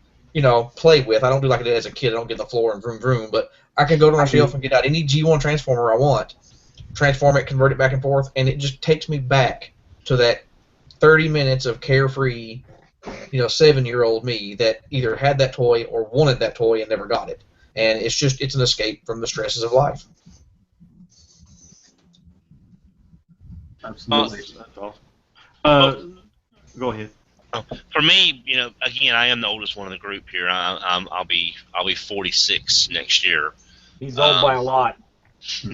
But for me, it's not just nostalgia, but when cartoons could still be fun without being over sanitized and safe. It's like I grew up on Looney Tunes. I know if I walk off a cliff, I want to die. And watching Transformers, I know war is bad. War does not. But you can still watch the cart. You can watch, you can watch Beast Wars. You can watch G1, and it was fun for the sake of being fun. Yes, they were toy commercials. We all realize that now, but it was still fun. And nowadays, everything is so sanitized. I mean, there was a show on Fox, the Spider-Man show in the mid-'90s, and they've even edited it to the point where they took out punches and kicks, where you can't show someone punching and kicking. It's Spider-Man against a guy in a rhino suit, and you can't show him punching him. I just miss the days when cartoons could be cartoons because they were fun, and that's why this has stuck with me. Is I can remember cartoons that era when it was you could just watch them and enjoy yourself. All right, let's see here. Hopefully, Mr. Riding can rejoin us here shortly. But Brett, did you have a question for Mr. Newman? Yeah, actually, I saw that Paul is having technical difficulties, and I thought this would be a good time because I've already asked him this question when we did an interview before. I'd already asked him this question, so I'm going to ask you. I'll start off by asking, as far as conventions. Have you been to a convention? How many conventions you've been? This is just a precursor to my actual question. Okay, I actually was to a BotCon about 10 years ago at the 10th anniversary of Beast Wars. And then I didn't wind up going to another one until just this past spring. I went to TFCon in Mississauga and was just in Charlotte at TFCon Charlotte. So I've done 2 in the past 4 months, I guess, and I've had a really good time doing them. So so they're fresh in your mind? Yes. All right, so my question to you is, after going to these conventions and seeing the fans. That's okay. Seeing the fans and smelling the fans and the offensive orders that you have smelled from the fans. One of the things that we like to do is before the conventions, we like to give a little piece of advice and tell people that before they go to a convention, maybe to make sure they wash themselves and take care of themselves. So what I would like is I'd like for you in Rhinox's voice to give out a message to the fans to ask them to please keep better care of themselves in regards to others. All right. All right, ladies and gentlemen, just one small favor. If you're coming to a convention, just make sure you keep yourself sanitized. Nothing offends a Maximal more than an unclean animus. Thank you so much. Thank you very much. Thank you. Oh thank my you. goodness. And now my goal is to try and get every cast member from the show to say it, and then we're going to put it all together. So I got 2 people now. I just need more. Every single voice actor we can get to, just because it is so important. It's very important, although I cannot remember an instance in any of the conventions that I've been to where I felt any need to get away from a fan sooner than was necessary. Oh, Betty, boy, have I. Just standing in line sometimes, it's like you want to give up your spot. Trust me. I'm telling you. I've had very good luck, I guess. Well, good. You know, I don't care about the message. That made my day because I'm one of the youngest fans here on this show. I grew up with Beast Wars. I woke up every morning at 6:30 before school to watch the new episode of Beast Wars. And Rhinox has always been one of my favorites. Just hearing Rhinox, that was just made my day. That was amazing. Yeah, he grew up on Beast Wars. I was in my mid-20s. Well, I always found it quite funny, and whenever I've gone to a convention, and all 3 of the conventions I've been to have been basically about Transformers, and I was definitely the shortest, slimmest, slightest male in the room. And yet, I'm the guy with this voice. And I don't know where it comes from. I'm sure it's genetics or maybe half a century of smoking cigarettes. I'm not really sure. But it always surprises folks. Yeah. It surprises folks when they see what I actually look like and that's the voice of Rhinox. I think they had a bigger human being in mind. So you have the opposite effect that Mike Tyson does. Yeah, exactly. Yeah, I got it. I frighten absolutely nobody. Not really. Plus, Rhinox got the twin chain guns of Doom. Oh, gosh. I mean, does he need his size? I mean, he needs his size to handle those bloody machine guns. Absolutely. Greg, you had another question? Yeah, I have a question because I wasn't on the last time Paul was here either, so I'll ask this question of both of you. What is your most embarrassing role? Whether it be like the diarrhea dad in the Pepto-Bismol commercial, or just like a thing you did for one episode. What's the most embarrassing role you've had to do where the lines, you just felt so ashamed having to read the lines? Okay. There is a movie franchise. Oh, am I going to do this? Because now it's going to show up on Facebook, and I'm going to be so humiliated. Just remember, when it's on Facebook, it's out there. I know. And somebody will find it sooner or later to just embarrass me. There is a movie franchise called The Never-Ending Story. Oh, yeah. Yep. And in Never-Ending Story 3, which you may never have seen. It's the worst one of the 3. I have it. VHS. It was filmed in Vancouver. There's a scene, and I guess it's around Halloween. There's a scene where all the monsters are running through a department store. And there is a photographer dressed as Dracula taking pictures of children in a very surly mood. It is without doubt the most embarrassing moment that I have ever had. And it was just an awful day. Just one of the most awful days. Were you the Dracula taking the picture? I was the Dracula taking the pictures, yes. And I had a mustache, and they didn't say anything about shaving the mustache. And there was only a one-day role, and I thought, for one day, I don't want to shave my mustache. But how can you have a Dracula with a mustache? Oh man. So it definitely wasn't fangs for the memories. No. It was a day Right in which there. I was really pleased to be released and let go home. It was quite funny because the star of the movie, a very, very wonderful English actor named Freddie Jones, who I had seen on stage in London when I was in London. I saw him on the day he was going into a makeup truck as I was going out of a makeup truck. And I so much wanted to approach him and say, "Ooh, I saw you in the dresser and you were so wonderful." But the look on his face made me think, he doesn't want to be talked to. And after spending a day on that set, I sort of knew. So, yes, This is not an thanks for the memories, all right.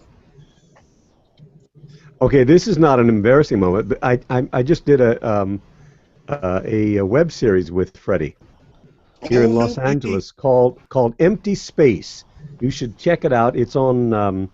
Freddie is basically the lead, or one of the leads in it. It's about actors getting together to put on a production of Romeo and Juliet. Freddie is brilliantly funny. He plays an obnoxious director. Anyway, great guy. But my embarrassing, I've done several. One, a commercial where all I had to do was sneeze through the entire commercial. But I think the worst was doing a movie with Anna Nicole Smith.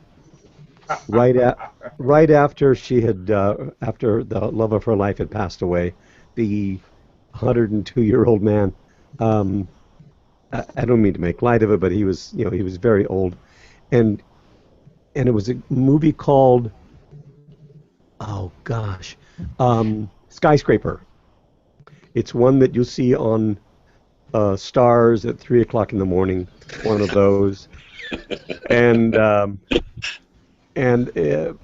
I was basically, it was one of those idiotic scripts where I'm on an elevator. Anna Nicole Smith is playing a Bruce Willis type of character who flies a helicopter, and she's going to. This skyscraper has been taken over by terrorists, and I have no idea. I'm on an elevator. I go to get off I'm waiting for the elevator. The elevator doors open, and Anna Nicole Smith stands there, and she's got this jumpsuit with zippers all over it. And I'm standing there, and she reaches out and grabs me and pulls me inside. So, of course, Anna Nicole Smith, okay, gorgeous, large, buxom woman. The first thing that came into my mind, of course, as my character's mind, was, hey, she wants me. What? So you can actually say that Anna Nicole Smith wanted you at one time. Yeah, Anna Nicole Smith wanted me. Pulls me in the. There's this whole scene, and then I end up getting killed. That was a cool thing. I got to wear, the squibs and everything, blood packs flying everywhere and shooting out the back of my head. That was the saving grace of my work on that movie. It was really embarrassing. And now, of course, like you said, it's out there now. But I've had. I'm actually going to find this movie and watch it now. Yeah.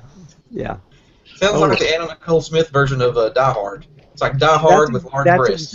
That's exactly what it was. They were trying to make her. Yeah. It's except, Yeah. Go ahead. I'm sorry. No. Except you didn't want to see Bruce Willis in a shower the way you get to see Anna Nicole Smith in the shower.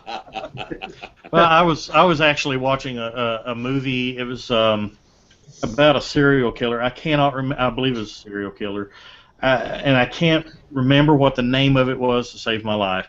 But I noticed. I started watching it simply because Don S. Davis, the late Don S. Davis, he was in it, and I'm a big fan of Stargate, and I'm like, hey, this movie's going to be good. And he, in this movie, frequented Ladies of the Night, and I'm like, this is not a role that I want to watch him in. This is not Joe Hammond.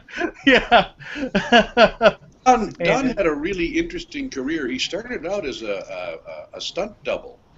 And when I did an episode of MacGyver many years ago, and Don was doubling for Danny Claire. Yes, exactly. And then went on to getting roles in Twin Peaks and various other series, and built himself a hell of a career. And he was the sweetest guy. He was really one of the nice guys. I watched all 7 seasons of MacGyver. Yes. All he needed was a ballpoint pen. And a paper clip and some duct tape. That's it. So Michael, your questions? Oh man, I don't know what I have to ask. I was gonna ask Richard to do his Rhinox voice, but then he did his Rhinox voice, and I was like, well, that's quite all right. There you go. So I guess there was one episode in Beast Wars where you got to take Rhinox from being, good guy Rhinox to being a Predacon. And I was just always kind of wondered, how that went. Did they just let you have fun with it? I mean, what was it like to take your character and make him a bad guy? Well, that was such an interesting thing, because of course I was not in the beginning of season 3, I guess it was. Rhinox had disappeared. There was this character called Tankor, who was played by Paul Dobson. They auditioned me for it, but they just decided that it was going to be too easy for people to tell that that's actually Rhinox, and they wanted to keep that a secret for a while. So the only time that actually ever happened was the day that I was in studio with Paul, standing next to each other, and each of us kind of doing half lines until my character took over his. And then for an episode or two, I got to be really wonderfully malevolent, thinking that I was going to be the king boss of everybody, and then Megatron took me down a peg or two, and I got to go out as a good guy again. So it was a really neat story arc. It was quite fun to play. As always, that all 3 seasons, I thought the writing and the story arcs were just so very interesting. And watching the character development, people really seemed to pay attention to the Bible, the story Bible, that is, and the characters maintained a consistency and grew in a way that people were able to relate to. But I did want to mention a thing, which one of the things when you say, why are people into this show, why am I into the show? My younger brother, at the age of 3, was part of the 1950s polio epidemic. So he hasn't run since he was 3 years old. And he dreams at the age of 67 still that he's running. So when I showed up at my first Transformers convention and saw the number of people there in wheelchairs, the number of people there who obviously have physical challenges of one kind or another, it just kind of went, oh my gosh, this is what we're involved in doing. This is the gift we have been allowed to be a part of giving. And it was a very humbling realization, and made me respect all the lot more of the writing and the effort that's gone into making this show, the series of shows, what they have become. So really quite proud to have been a part of it. Absolutely. That's I think one of the things that I always try to make sure when the fans, when we do the panels and whatnot, where people stand in line to meet you. And I've said it on this show before, it's really important for me to let the fans know that we truly do appreciate them as much as they appreciate the show. Absolutely true. We are the blessed ones. We are the really lucky ones. Because I've heard similar stories, and when you first go in, and it's made me realize that we're not just doing we have a tendency to poo-poo what we do. Actors do. Yeah, well, we're not curing cancer, or we're not doing this. We're not sending astronauts to the moon, but we're performing a service. It's not just selling toys. If you want to be a cynic, sure, you're doing that sort of thing. I choose not to live my life that way. Everything means something, and I want it to mean something. Okay. We're very lucky. Sorry, Paul. Go ahead. No, I just don't want to be too corny. but that's it. It's the But truth. we're very lucky. We get to do something for a living that we absolutely adore doing. And without you guys, there ain't no audience. There just ain't no show, as that wonderful Vancouver band Chilliwack sang some 45 years ago. So, no, it's been really having a good time this last little while since I finally acceded to my daughter's demands and got on social networking, learning of just how much love there is out there for these series and what it means to people. It sure is. It's quite thrilling. Absolutely. Michael, did you have one more question, and then I think Brett maybe? No, I already went. Oh, okay. Not really. I'm sorry. We've I'm worn sorry. you down. You're. I'm sorry, I cannot Paul. believe, as big a Beast Wars fan as you are, and you can't think of one question. Get a voicemail message or something and write off. I asked him a question. I got the Tank War answer. Yeah. Well, I mean, I do want to say that we've had Paul on here as a guest, solo guest before. I hope that Mr. Newman you'd be a guest again sometime very soon. That would be a gift. And we can ask more questions then. But I'm going to wrap up the episode and ask you guys a couple things. If you could wish the fans in Perceptor and Rhinox's voice happy holidays, Merry Christmas from Rhinox and Perceptor and TFYLP. And then after we wrap, Mr. Newman, you, Michael, and Brett, I'd like to talk with about setting up maybe a time down the road. Okay, so who do you want to do Rhinox and who do you want to do Perceptor? Well, I was going to say, I think I could do Perceptor maybe, but I don't think I could do the Rhinox. I don't have that. So I was going to give it. I'd like to hear them flip the roles. I'd like to hear Lightning do Rhinox, for example, and Mr. Newman do Perceptor. I think that'd be funny. Give me a little Rhinox, Mr. Newman. Well, Rhinox basically lives down here. I don't know how, but that's Well, Rhinox lives basically down here. I don't know how, but Merry Christmas. Pretty good. That's pretty good. That was awesome. I'm an actor. Uh-oh. I don't know if you could do that. Wow. Okay, Perceptor? Yeah. Cursory evaluation of the holiday season indicates it's time to wish everyone a very, very Merry Christmas. Well, I don't know if I can do exactly that voice, but I can do something fairly similar. But not anywhere near as good, that's certain. No. Wow. It's better than I could have done. Good job, guys. Thanks. Very cool. I'm not even going to try. I bow out. I totally Go bow for it. out. Go for it. No, couldn't do it.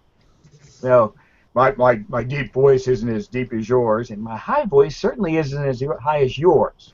So I'm done. I fear it's Christmas time. Yes. Well, that's my understanding, and I sure want to wish all the fans out there a very happy holidays. Very good. And likewise, and just from Paul. And from Richard. Happy holidays, guys. Enjoy. Awesome. Well, I want to thank everybody who has tuned in for this special episode of TFYLP. This was our last live episode of 2015. We will return after the first of the year. Wait a minute. Wait, that was live? Wait, This you're is not live. going to you're not going to clean it up? No, I'm kidding. Not gonna change it.